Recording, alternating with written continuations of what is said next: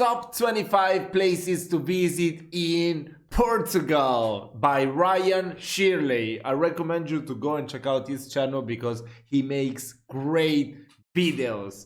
He's old for beaches, but he also features so many great places in every one of his videos.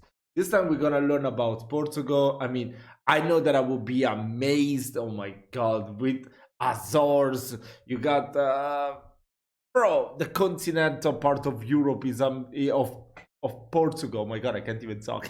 Is incredible as well. Madeira, where I've lived for a brief time. Oh my god, yeah. It's gonna be breathtaking. So let's not waste too much time and check it out together. What's up, guys? My name is Ryan, and I recently returned from exploring. Bro, this place doesn't look real. What is this? This is Lisbon. Wow. The beautiful country of Portugal, Azores, and I want to share with you my favorite places. So here's my Portugal top 25. I always wanted to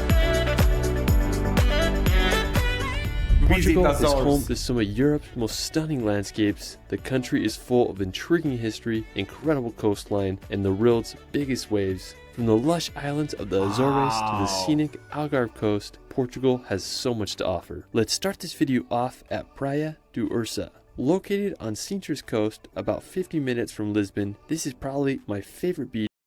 50 minutes. Located on Sintra's coast, about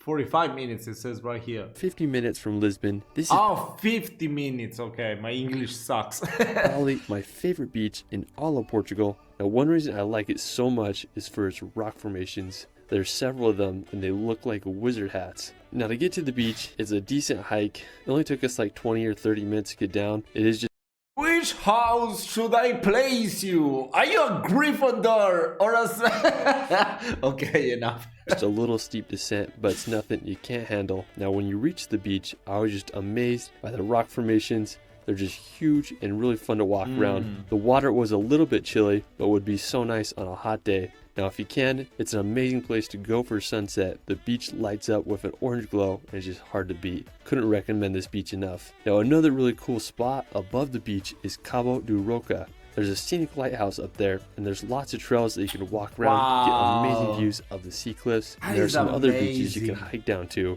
I mean, this area is amazing, and you definitely gotta check it out. While we're still in Sintra, let's head over to the Pena Palace. It's a stunning, colorful castle that sits on top of the Sintra Mountains. The palace was completed in 1854, and today it stands as one of the 7 wonders of Portugal. Now, to get there, you can take a taxi to the top, or you can also hike up from the town of Sintra, and that's what we did. It's a really beautiful hike, and you go through some gardens. When we reached the palace, I was just amazed by the architecture and the colors. Oh my, yeah, the colors are crazy.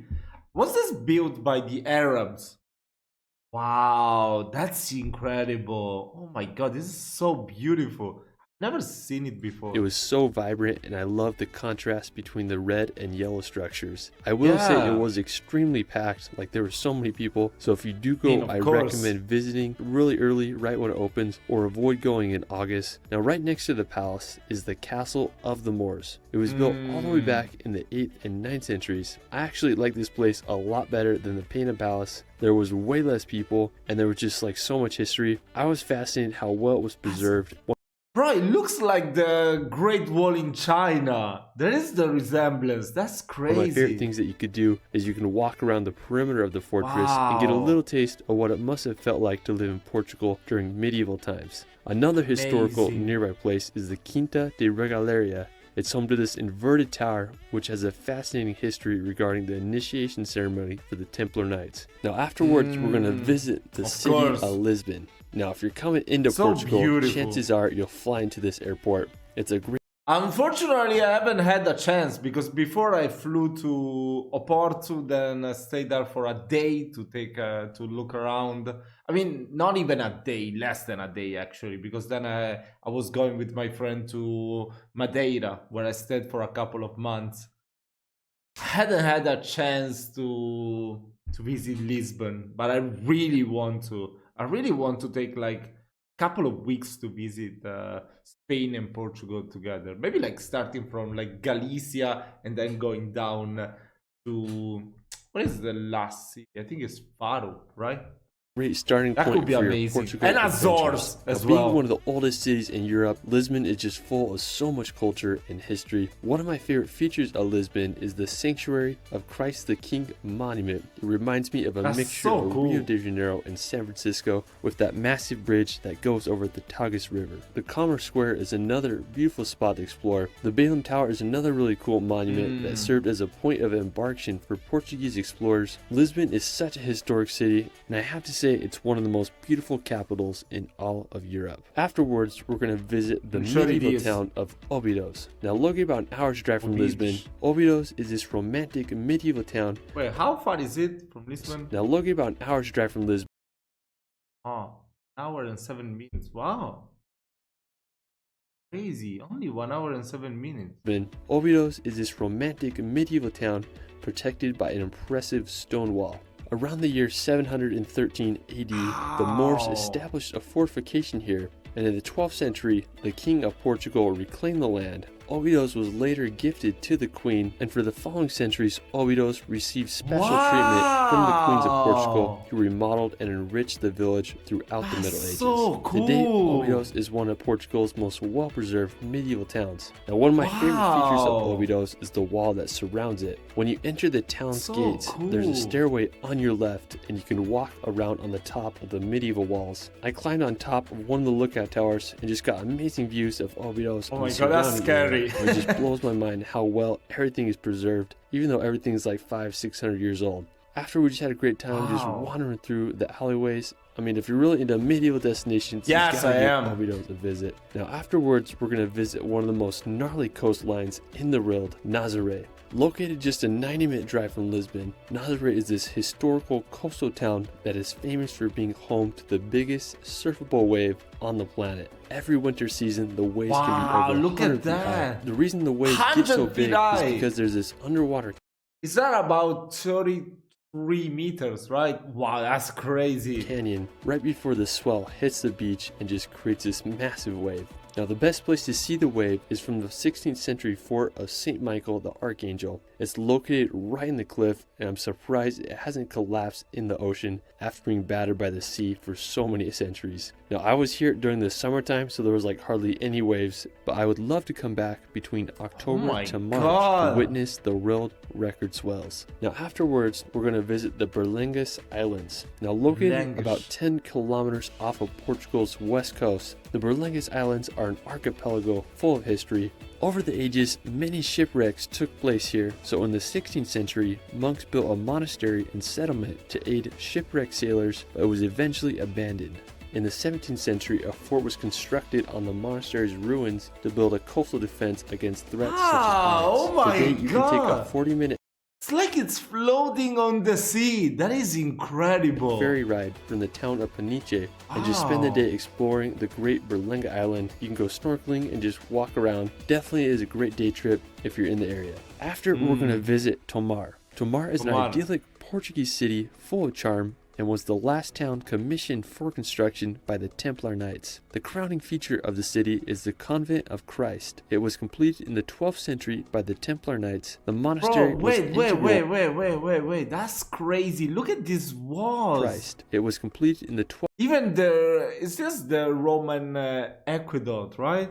century by the Templar Knights. The monastery was integral for defending the Christian kingdom Wow. against the Moors. I'm just blown away by how big it is. The stone wall Yeah. that surrounds the castle must have took ages to construct. Another fascinating medieval place to visit is the Castle Alabria. Located about a 50-minute drive from Tomar, the Castle Alabria was constructed in the 12th century. Over the ages, the castle started to lose its military importance, and it was damaged extensively by French invasions. incredible. Today, it has been restored, and I just love how it's integrated with the city. Afterwards, we're going to visit the university town of Coimbra. Located Coimbra. about 2 hours north from Lisbon, Coimbra is one of Portugal's most culturally vibrant cities. It was originally a Roman settlement, but during the Middle Ages, it became the capital of Portugal from 1131 Oh. to 1255. Now, the oldest No university idea. in Portugal, which was originally started in Lisbon, was relocated to Coimbra in 1308 and today it's one of the oldest universities in continuous operation in the world. I would have loved to study there. Now while you're in Coimbra,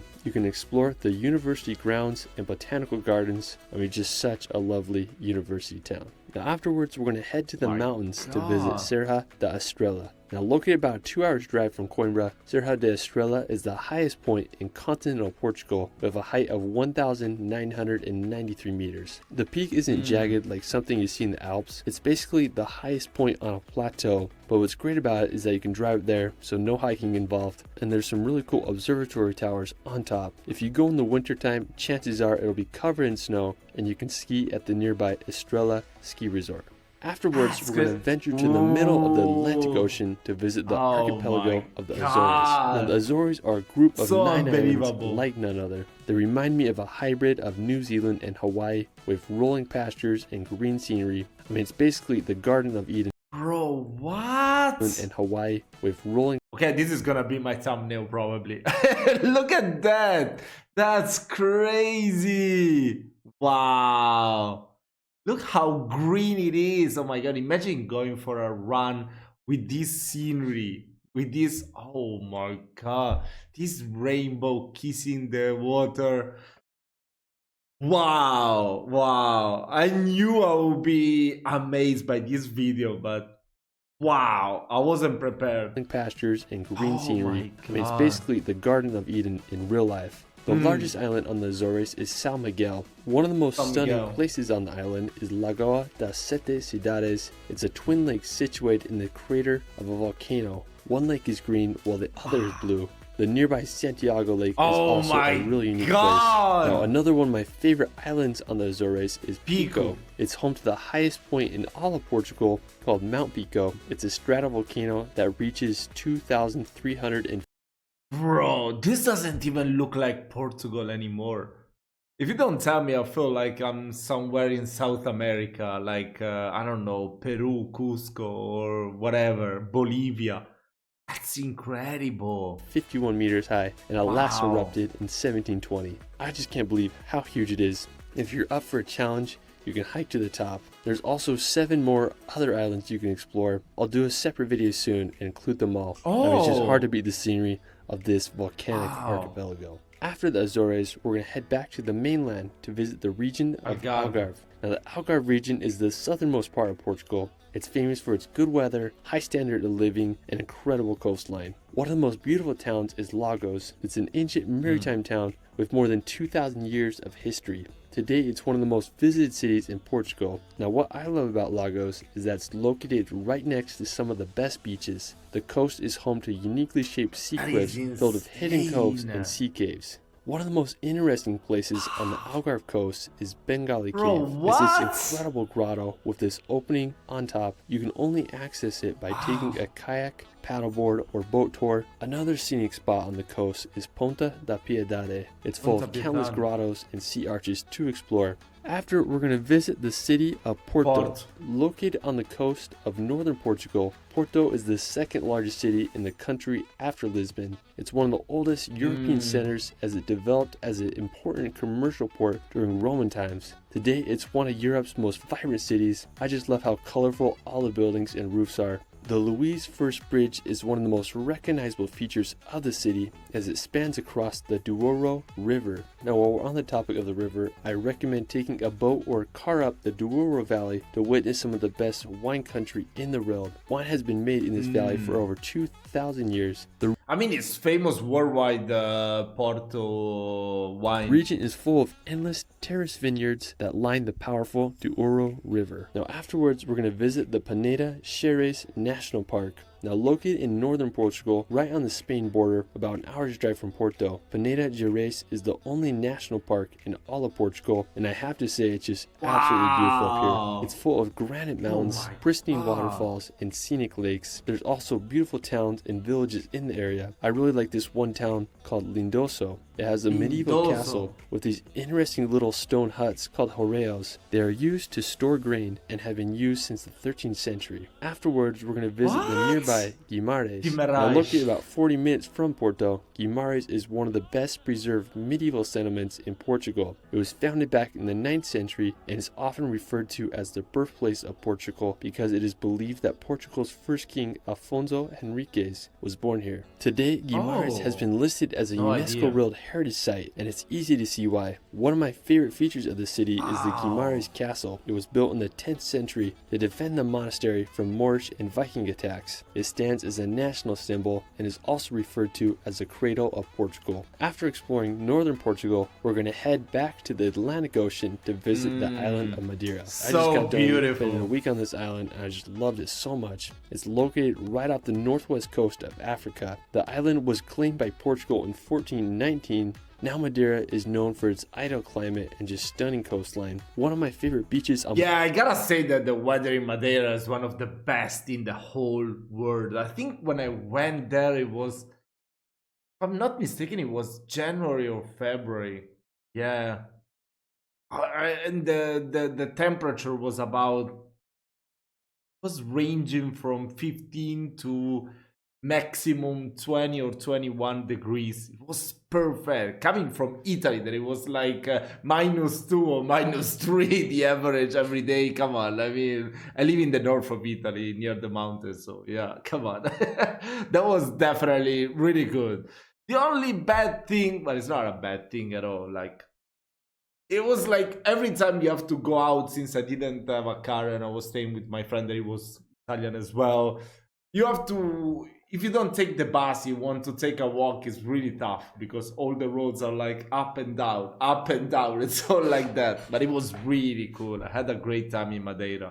And it wasn't even that expensive when I went. I'm sure that now it's going to be super expensive.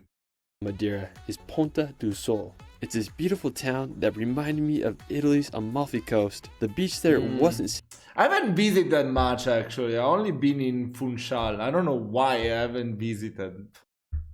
I regret that so much. Sandy. Instead, it had smooth rocks and the swimming was spectacular in the crystal clear waters. The main reason I wanted to go here was to do some cliff jumping. On the east side, there's this pier area with this super cool arch bridge, and then there's some little cliffs to jump off. I sent a few jumps and it was just freaking fun. The water felt so nice and was such an enjoyable spot. After we relaxed on the beach and did some more swimming and just enjoyed the sunset.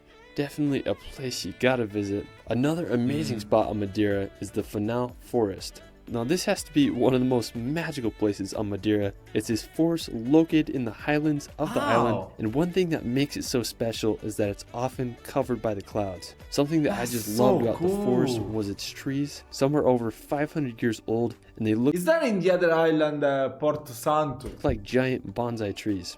I mean, it really feels like you're in a fairy tale forest, just waiting to run into some mythical creature. Even though I didn't see any unicorns there, I ran into some photogenic cows just grazing away. Now, one of my most enjoyable memories on Madeira was just walking around for hours, exploring the forest. It was just pure peace and bliss. I mean, I just freaking love this place. If you're into scenic churches, there's a really beautiful hilltop chapel in the town of São Vicente. The church was built in 1948 to celebrate the end of World War II. Now, it's pretty easy to get to the church. You drive up to the base, and then there's these stairs you can hike up.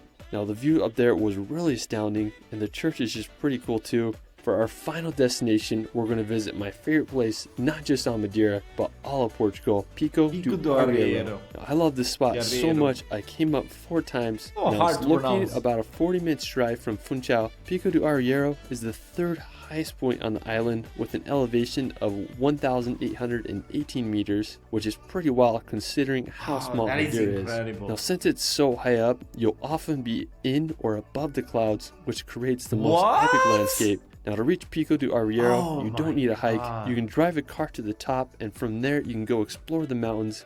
I was surprised how well maintained the trail was. It's a stone path with guard wires for a majority of the way, which is so nice. If you hike for about 15 minutes, you'll reach the first lookout point called the Miraduro do Ninho da Manta. Now, the views there are just absolutely incredible. It has a phenomenal vantage my point. We went up here God. for sunrise and sunset, and both were amazing. But I'd say sunset was my favorite because there was like hardly anyone up there and basically had the whole place to ourselves. I mean, it just felt like a dream up there with the clouds and the setting sun. It gave me such a rush and was such a good reminder of why I love traveling. I just love this country so much. Well, that is it for my Portugal top 25. Let me know where your favorite place is in Portugal in the comments below. Wow. I also started a relaxation channel where I post hour-long films with calming music to bring some peace and nature in your life. I've done films on the Azores, Madeira, and Portugal, and I think you'll enjoy them all. You can find me on TikTok and Instagram at shirley.films. It's Ryan, and we will see you later. Oh my god. Portugal is so beautiful. You're so lucky to live there. I know many of you will say about Italy as well. Of course, yes, I'm Italian, so of course I'm proud of my country. But yes, Portugal also is so beautiful. Oh my god.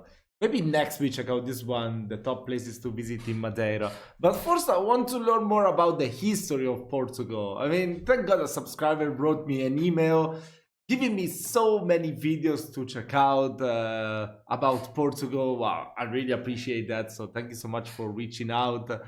We're gonna be reacting to lots of stuff to learn more about Portugal very soon. If you have any more recommendations, just let me know down in the comments. Also tell me which one was your favorite, you know, if it was included or if you want to add it. So you can just tell me the name of the place and I'm gonna be Googling it and then get back to you. Definitely. Wow, this was incredible. For real. So yeah, thank you so much for watching. I'll see you in my next video.